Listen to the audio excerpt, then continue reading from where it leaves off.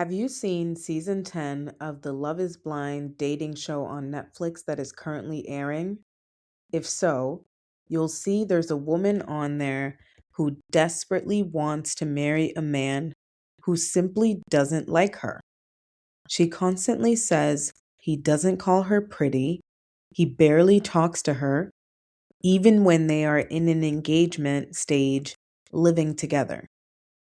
He tells her he doesn't want to call her pretty because then he'll just be doing it because she asks. It's crazy because they are engaged and he can't even compliment his fiance. Personally, I don't think he was attracted to her once they were revealed to each other on what they actually look like. Because if I am with a romantic partner who doesn't compliment me, even though I compliment him and tell him he's handsome, that will not work. I would just leave. And I would not beg a man to tell me he thinks I'm pretty. That's crazy. But I do feel bad for her though, because obviously she has feelings for this guy. She wants her feelings to be reciprocated, but the fiance is not giving the same energy that she is giving to him. So that's pretty sad. It actually reminds me of a movie called He's Just Not That Into You. This is a rom com from the early 2000s, which also had a woman who was desperately trying to get the attention of a man who clearly did not like her. And those are some sad situations to see. Also, I'm being reminded that this same woman who's desperate for her man to call her pretty bought a wedding dress and a ring before she even got engaged, which to me just shows how big of a desperate person she is to just have the title of marriage versus even caring about the actual person who wants to marry her. This newest season of Love is Blind USA had some interesting people. The guy who says he wants vulnerability but shuts down when he gets it. The woman who says she's done settling but accepts the bare minimum reassurance.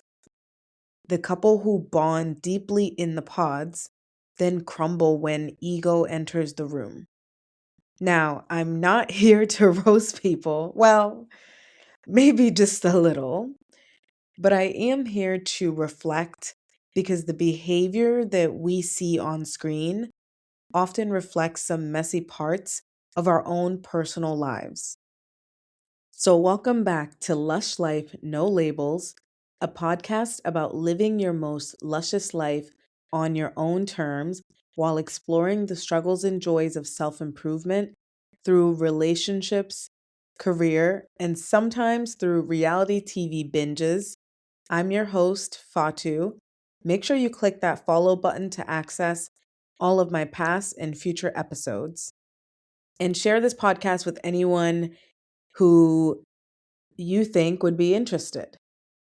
Now, if you don't know, Love is Blind is a Netflix reality TV show where singles try to find a match and fall in love without even seeing each other face to face, as an emotional connection attempts to overtake physical attraction. This season wasn't just about whether love is blind, which I personally don't think it is. It was about whether we are blind to our patterns, blind to our ego, and blind to the gap between who we say we want to be with and whether we actually end up with that person. If you've ever mistaken intensity for alignment, used therapy language without doing the deeper work, wanted partnership but struggled with vulnerability, or recognize yourself in reality TV more than you like, this is the episode for you. Today, I'm breaking down Love is Blind Ohio through a self improvement lens because nothing exposes your growth journey faster than trying to get married in 6 weeks to a complete stranger. Before we jump into the specific couples, let's talk a little bit about the premise of Love is Blind and the pods. The pods are a little weird, right? Because they're basically in these boxes. But it's a cozy place with couches where being emotionally vulnerable feels easy. The people go on dates with each other, but it's through a wall where they can hear the other person's voice but not see them at all.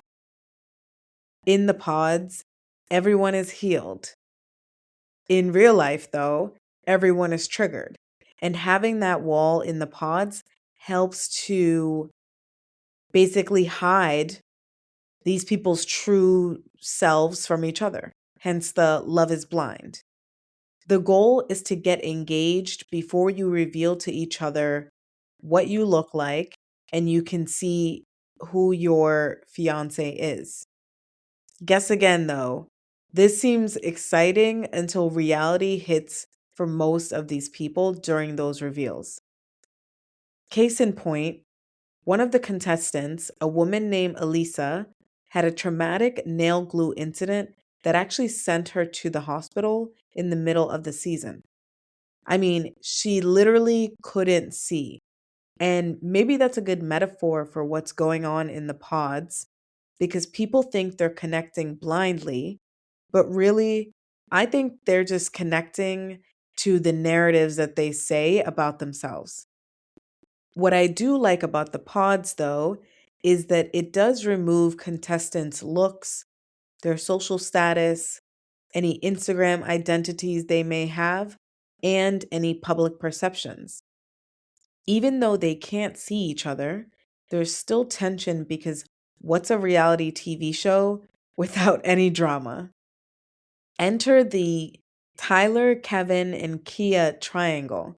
This is a classic modern dating drama where a man confesses his feelings for two women and chaos ensues when they find out. Spoiler alert, he doesn't end up with either woman. He ends up alone. It seemed like he wasn't used to this many women being interested in him, and he tried to milk it and also see which one he'd have a better chance with versus going with the person he was truly into. So it's interesting how people can behave when they feel uncertainty or rejection because one of the women walks away first because she senses this man's uncertainty about her. He was juggling two women, and ultimately it was decided that's not what they wanted. In the pods, people speak from longing, they're quoting therapy, they're talking about communication, some of them are crying, and they try to be reflective about their past relationships and childhood traumas. But then when they see each other, suddenly they're insecure, they're defensive, and they're putting up an act. For example, someone says that they're confident in emotional connection. Then they're suddenly hyper focused on the appearance of their fiance. Or someone says they're secure in theory, but then when they're out in the real world, now they're jealous in practice. It's easy for these people to be involved in a controlled environment that Netflix is essentially manufacturing for them while they're in the pods. Now, let's talk about what happens after the pods. Once the couples are engaged and go through the reveal, they move in together to test that out and to have time to see whether they actually want to get married. This is when reality really sets in because this tests whether they have good couples chemistry. They have introductions with family and friends, and they discuss the expectations of the marriage that they want. For example, let's talk Emma and Mike. Their big question is family and kids.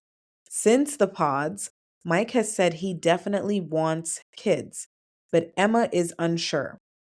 Personally, I would not even have gotten engaged if I were them.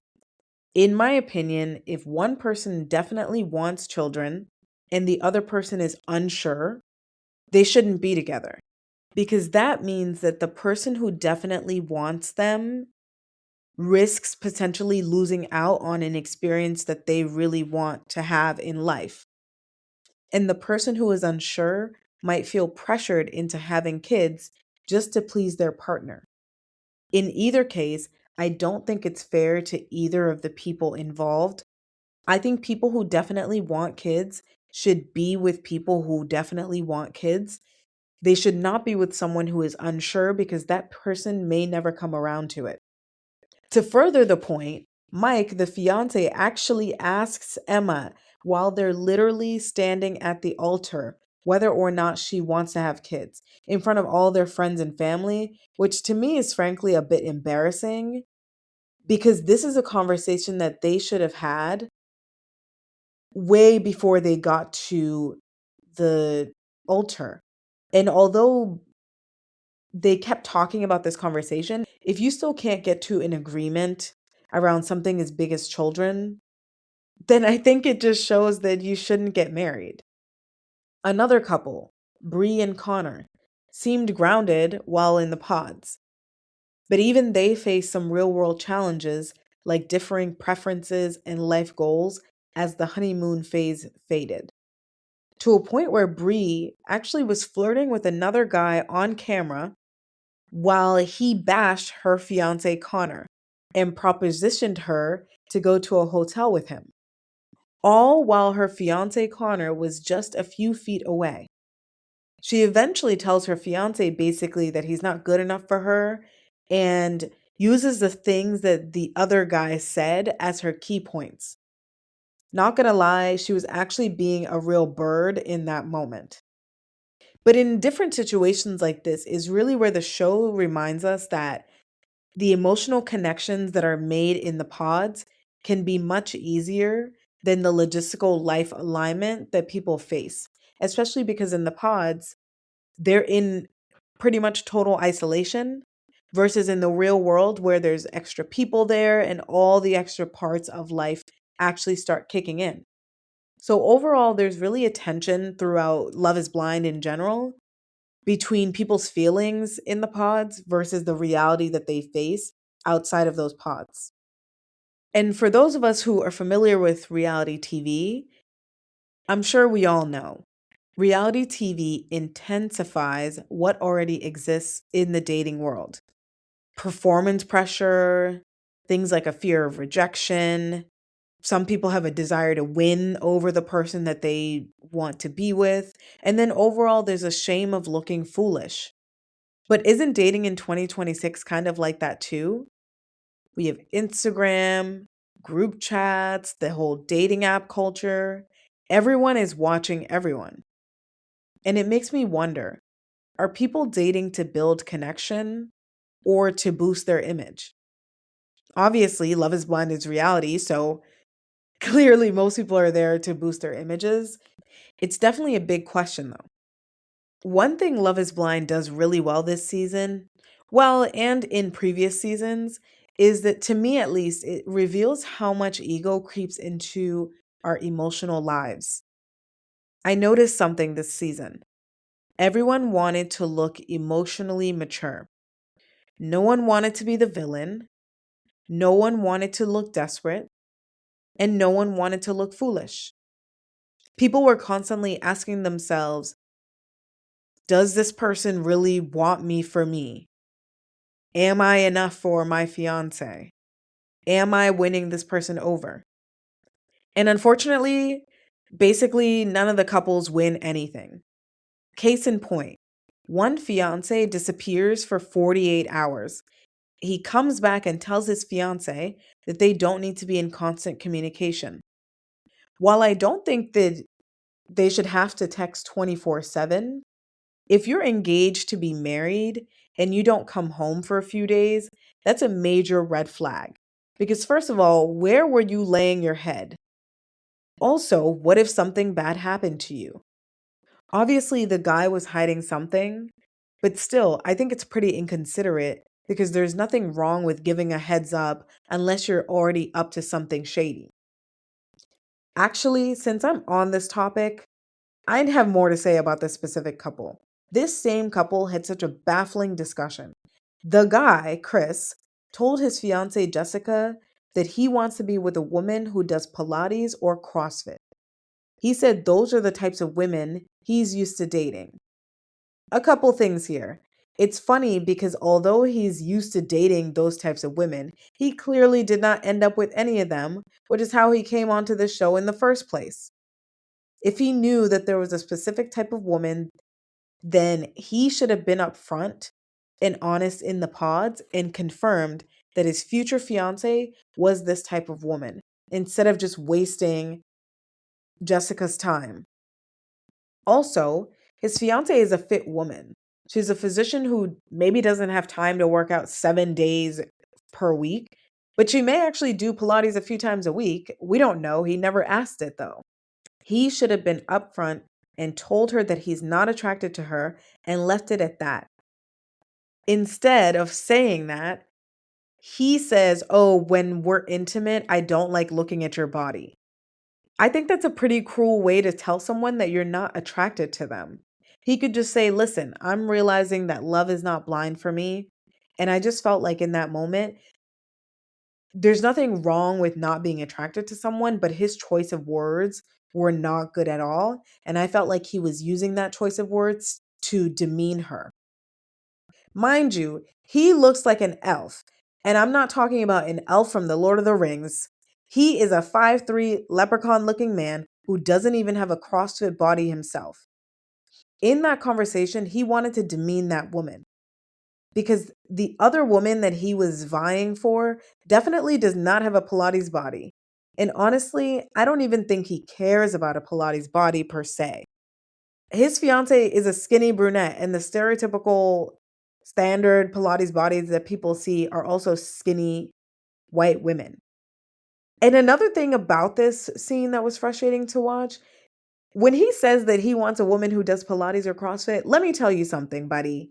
Those two types of sports have different types of bodies if we're really going to talk about it.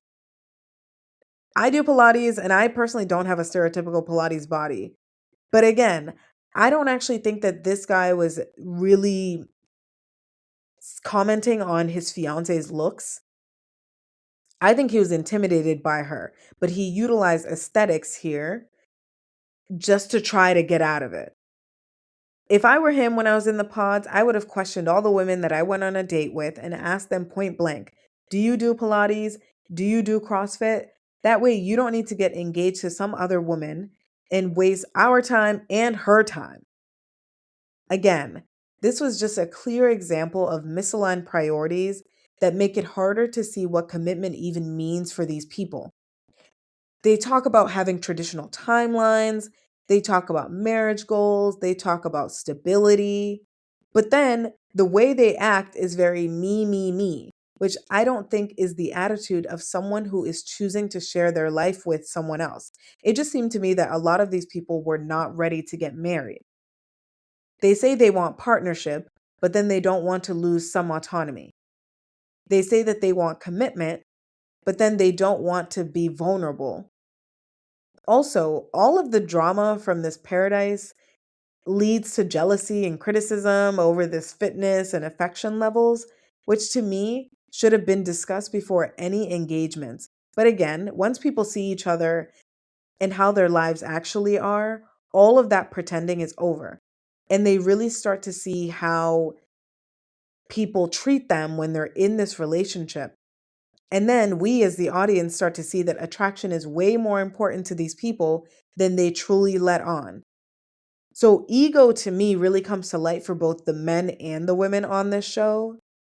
And overall, like I said, they say they want love, they want clarity, they want partnership. But then what we see is that they just want validation, they want control and affirmation. And then when those things get threatened, then they just react in not great ways. So here's the thing about Love is Blind. Clearly, it's not a show about growth per se. It is about marriage, which I would think someone who wants to get married, that's a part of growth in your life. It's a separate experience that one would think would help someone grow in a certain way. But growth doesn't happen in a vacuum. It happens in awkward, uncomfortable, and exposed moments. Even in this cast, people who came in saying all the right things have moments where their emotional vocabulary doesn't actually match the behaviors that they display. Some people have idealistic statements that basically fall apart under the reality of life. And then some people have really great intentions until the other person's ego gets triggered. I think people come onto this show for a few reasons. Very few come to actually find someone to marry because you need to date, get engaged, meet the families, etc. in 6 weeks. That is less than 2 months, which to me is the definition of a quickie marriage. Not to say that those can't be successful, but if you've seen Love is Blind, you see that most of the couples never get married on these shows. I actually think that most people come on just to be on TV. Some of them probably hope that being on Love is Blind will open other doors for them, or they hope to go on other Netflix dating shows like The Perfect Match.